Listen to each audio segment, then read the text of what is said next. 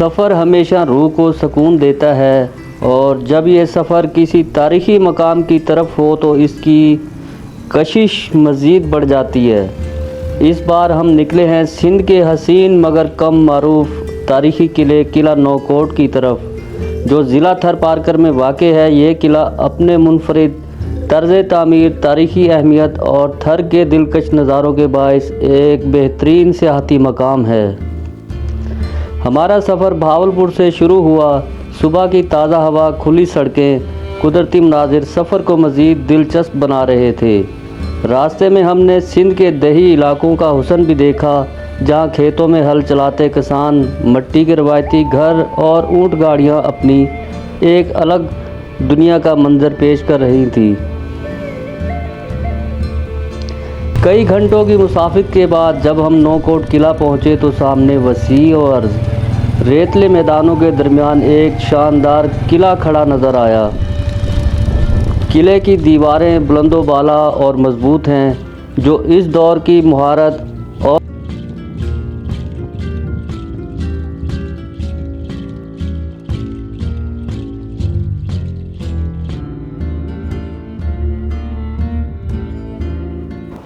अस्सलाम वालेकुम everyone, welcome to back my channel from Thar Parkar Sindh.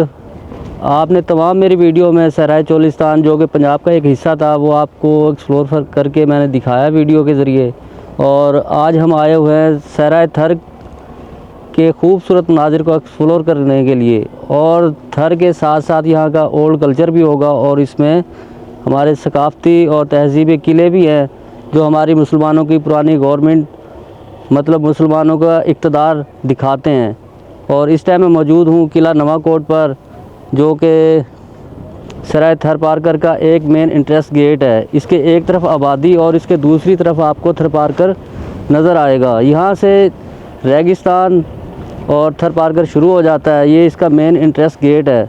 आएँ जी, फिर आपको पहले किले का विज़िट करवाते हैं, फिर उसके बाद आगे चलेंगे मिट्टी शहर में। वहाँ एक दोस्त हमारा इंतज़ार कर रहा है और फिर उन्हें साथ लेकर नगर पारकर तक जाएंगे। आइए जी, फिर हमारे साथ इस आवारगी व्लॉग के सफ़र को शुरू करते हैं और आप हमारा साथ दीजिएगा ताकि हमारी हौसला अफजाई बढ़ती रहे, और कमेंट करके हमारी जो गलतियां हैं उनको भी बताइएगा ताकि मैं अपनी गलतियों को सुधार सकूं और अपनी वीडियो को अच्छा से अच्छा शूट करने की कोशिश करूं।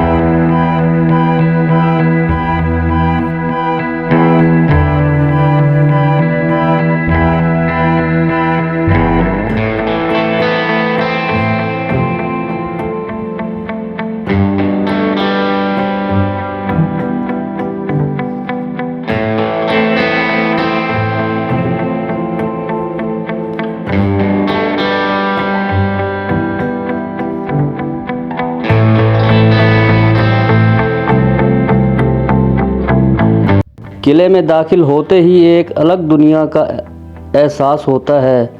ऊंची ऊंची फसीलें, पुरानी ईंटों से बनी मेहराबें और वसी सहन में माजी की झलक दिखाई दे रहे थे। यहाँ से थर का नज़ारा भी शानदार था। चारों तरफ से सुनहरी रेत के टीले और कहीं कहीं सब्ज़ दरख्तों की झलक नज़र आई। सिंध की सरजमीन हमेशा से तहजीबों और सकाफ़तों और शानदार किलों का मरकज़ रही है। इन्हीं सकाफ़ती तारीख़ी विरसों में से एक नौकोट किला है, जो थर पारकर के दरवाज़े पर वाक़ है। एक कदीम मगर कम मारूफ किला है अपनी शानदार तामीर, जोग्राफियाई अहमियत और तारीखी पस मंज़र की वजह से ये किला सिंध की तारीख़ में एक मुनफरिद मकाम रखता है। नौकोट किला 18वीं सदी में मीर करम अली खरल ने तामीर करवाया था, जो तारपुर हुक्मरानों के दिफाई निज़ाम का एक अहम हिस्सा था। ये किला बुनियादी तौर पर थर के सहराई इलाके को बैरूनी हमलावरों से बचाने के लिए बनाया गया था। चूँकि नौकोट थरपारकर के दाखिली रास्ते पर वाक़ था, इसलिए इस किले की सियासी और दिफाई हिकमत अमली में काफ़ी हैसियत का रखता था। यह किला एक मुस्ततील शक्ल में बनाया गया और इसकी बुलंद दीवारों, दरवाज़े ऐसे नाकाबिले तस्खीर बनाती थी। किले की तामीर में ख़ास किस्म की ईंटों और चूने का इस्तेमाल किया गया, जो इसे शदीद मौसमी असरात से महफूज रखते थे। किले में कई बुर्ज और वाच टावर मौजूद हैं, जहां से दूर तक दुश्मन की नकलो हरकत पर नज़र रखी जा सकती थी। वक्त के साथ साथ नौकोट किला ज़वाल का शिकार हो चुका है, लेकिन इसकी कुछ दीवारें और दरवाज़े आज भी अपनी अज़मत की कहानी सुनाते हैं। हुकूमती अदम तवज्जो के बावजूद ये किला आज भी सिंध की तारीख़ी आसार में एक अहम मकाम रखता है। अगर इसकी बहाली पर तवज्जो दी जाए तो ये सियाहों के लिए एक बहुत बड़ा मरकज़ बन सकता है। वक्त के साथ साथ नौकोट किला ज़वाल का शिकार हो चुका, लेकिन इसकी कुछ दीवारें और दरवाज़े आज भी अपनी अज़मत की कहानी सुनाते हैं। हुकूमती अदम तवज्जो के बावजूद ये किला आज भी सिंध की तारीख़ी आसार में एक अहम मकाम रखता है। अगर इसकी बहाली पर तवज्जो दी जाए तो ये सियाहों के लिए एक बहुत बड़ा मरकज़ बन सकता है। तारीख़ दानों के मुताबिक नौकोट किला सिर्फ़ एक दिफाई किला नहीं था, बल्कि ये सिंध और थरपारकर के दरमियान तिजारती रास्तों की हिफाजत के लिए भी इस्तेमाल होता था। यहाँ पर तालपुर दौर में फ़ौजी सरगर्मियाँ भी हुआ करती थी और यह इलाका सिंध के दिफाई निज़ाम में एक मजबूत किला शुमार होता था। नौकोट किला एक ऐसा तारीख़ी विरसा है जो सिंध के अज़मत, बहादुरी और हिकमत अमली का मुँह बोलता सबूत है। अगरचे वक्त ने इस किले को कमज़ोर कर दिया, लेकिन इसकी दीवारें आज भी अपनी तारीख़ की गवाह हैं। अगर आप तारीख़ और किलों और सिंध की विरासत में दिलचस्पी रखते हैं तो नौकोट किला ज़रूर विज़िट कीजिएगा।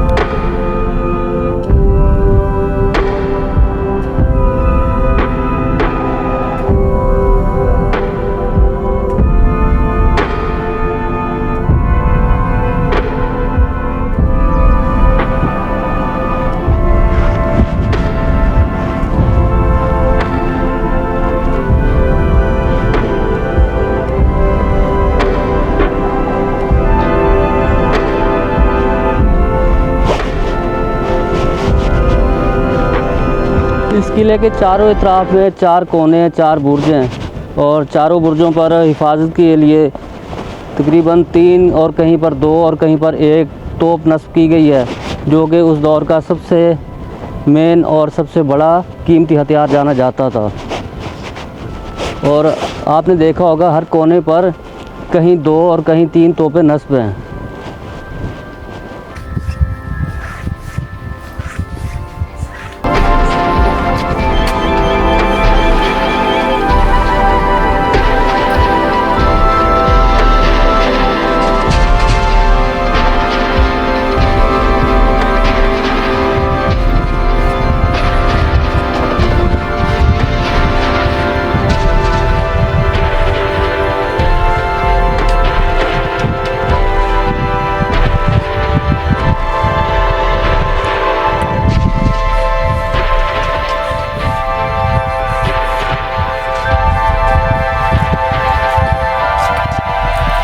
क्या हाल है सही? अस्सलामुअलैकुम। किधर से आए हो आप लोग? बदीन से। बदीन से। किला देखने? हाँ, कैसा लगा फिर? मज़ा आया यहाँ आने का? फुल मजा आया भाई। फुल मज़ा आया। हाँ। अभी आगे कहाँ जाने का मूड है आपका? अब आगे उमरकोट जाने का मूड है। उधर भी किला देखना है आपने? उमरकोट यहाँ से कितना फासला है? इधर 100 किलोमीटर से 100 किलोमीटर। शार्ट रास्ता भी है कोई? शार्ट है इधर से, यहाँ से इधर से शार्ट कितना पड़ेगा? 100 पड़ेगा, 100 ही पड़ेगा। फिर भी 100 पड़ेगा। हाँ। चलें ठीक है। आप किधर से आए हैं सर? भावलपुर भावलपुर से। जी।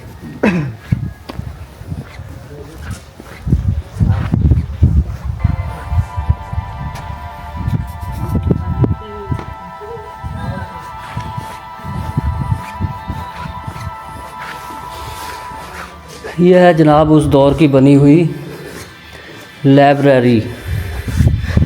देखें कितनी खूबसूरत थी और कितना आला यहाँ पर काम किया गया है।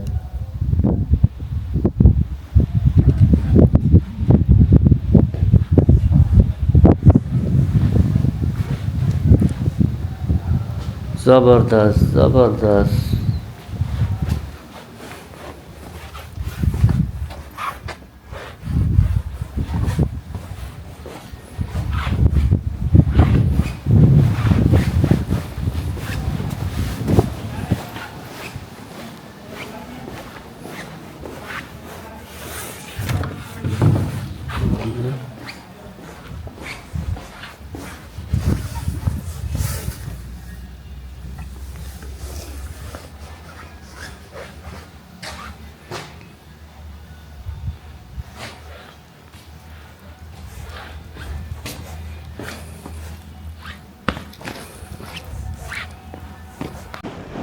ये था वो सारा मंजरनामा किला नवाकोट का जो आपने देखा।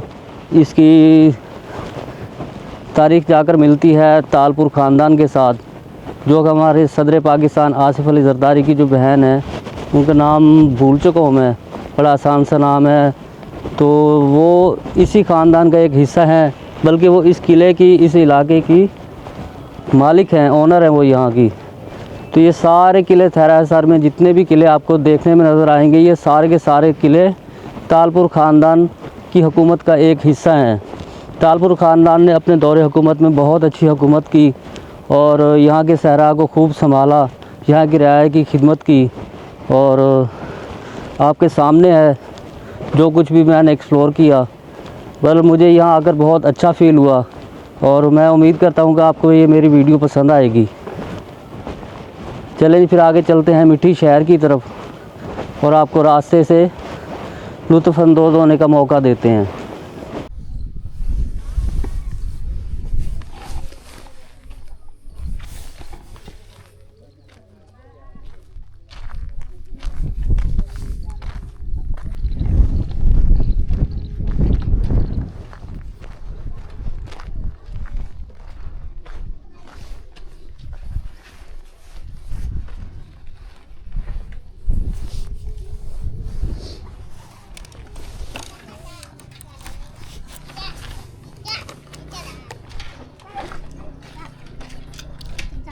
हाँ।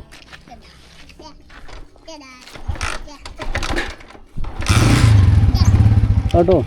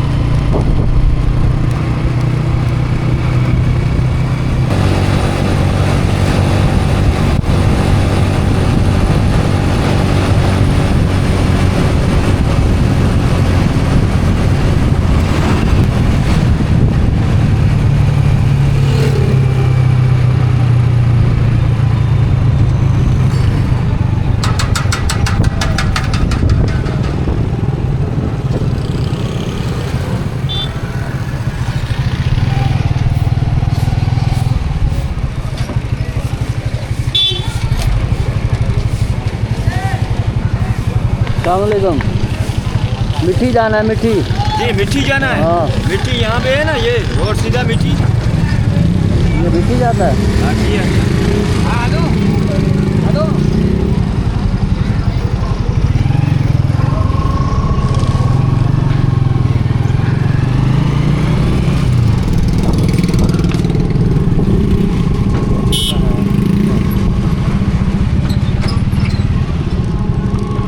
अस्सलामुअलैकुम। यार मिट्टी जाना है। मिट्टी हाँ सीधे सीधे। सीधा सीधा।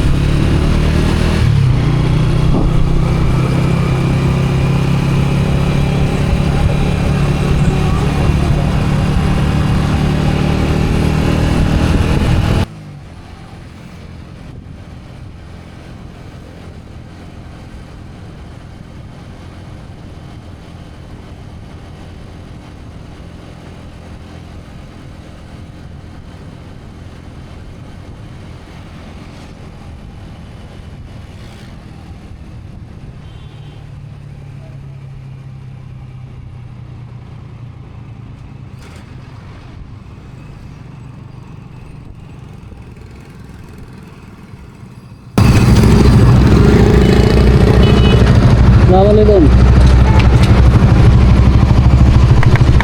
क्या हाल है भाई? यार मिट्टी जाना है। जी मिट्टी इधर ये सीधा रास्ता। सीधे कितना सफ़र है यहाँ से? 45 किलोमीटर। 45। चलो ठीक है, मेहरबानी। सीधा जाओगे ना। हाँ। अरे यहाँ रोड आएगा ना, वहाँ नहीं लेना है यहाँ। जैसे जैसे हम आगे बढ़ते रहे, रास्ते में आने वाले रेत के टीले मज़ीद बुलंद और हसीन होते गए। कुछ मकामात पर तो ऐसे टीले इतने दिलकश नज़र आए कि यूं महसूस होता था जैसे किसी फ़नकार ने इन्हें ख़ास तौर पर तराश कर रखा गया हो। सूरज की रोशनी में ये सुनहरी रेत के टीले चमकते हैं और एक जादुई मंजर पेश करते हैं। यहाँ कुछ मकामी नौजवान हमें ऊँट पर सवार नज़र आते हैं जो थर की कदीम सफरी रवायात को ज़िंदा रखे हुए हैं। रास्ते में हमें कई छोटी बस्तियां मिलती हैं जहां थर के सादा मगर मेहमान नवाज लोग बसते हैं। उनके कच्चे घर, जिन्हें मकामी ज़ुबान में चूनरा कहा जाता है, रिवायती थरी तर्ज़ ज़िंदगी की अक्कासी करते हैं। यहाँ की औरतें रंग बिरंगे रिवायती कपड़ों में मुलव्वस हैं, जिनकी कढ़ाई और डिज़ाइन ख़ास थर की पहचान हैं। मर्द अजरक और सिंधी टोपी पहने अपने रोज़मर्रा के कामों में मसरूफ़ दिखाई देते हैं। यहाँ के बच्चे हमें देखकर खुशी से हाथ हिलाते हैं। उनकी मासूम मुस्कुराहटें और बेसाख्ता खुशी हमें ये एहसास दिलाती है कि असल खुशी सादा ज़िंदगी में ही है। ये इलाका सिर्फ रेत और सहरा तक महदूद नहीं, बल्कि रास्ते में हमें कहीं कहीं सब्ज़ वादियों की झलक भी मिलती है। अगर खुशकिस्मती से बारिश हो चुकी हो तो यहाँ के सहरा में उगने वाली झाड़ियाँ और सरसब्ज़ मज़ीद खूबसूरत मनाजिर पेश करती हैं। इस इलाके में कुछ नायाब परिंदे और जानवर भी पाए जाते हैं, जैसे कि मोर और जंगली गधे वगैरह, जो यहाँ के मकामी लोगों के लिए खुशबख्ती की अलामत समझे जाते हैं। कई घंटों के यादगार सफ़र के बाद आखिरकार हम मिट्टी शहर के करीब पहुँच ही गए। मिट्टी थरपारकर का एक खूबसूरत और पुरअमन शहर है जो अपनी मेहमान नवाजी, रवायती खानों और सकाफ़ती अहमियत की वजह से जाना जाता है। यहाँ आकर यूँ महसूस होता है जैसे हमने एक हौलनाक चेहरा दुनिया का सफ़र मुकम्मल कर लिया हो।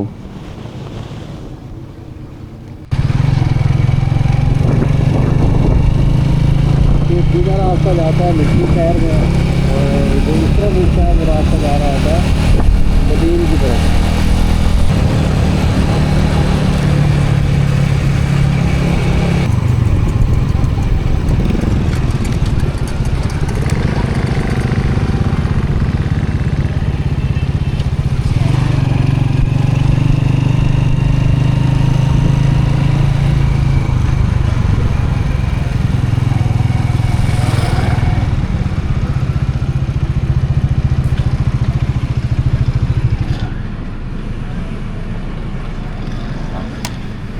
ये भुट्टू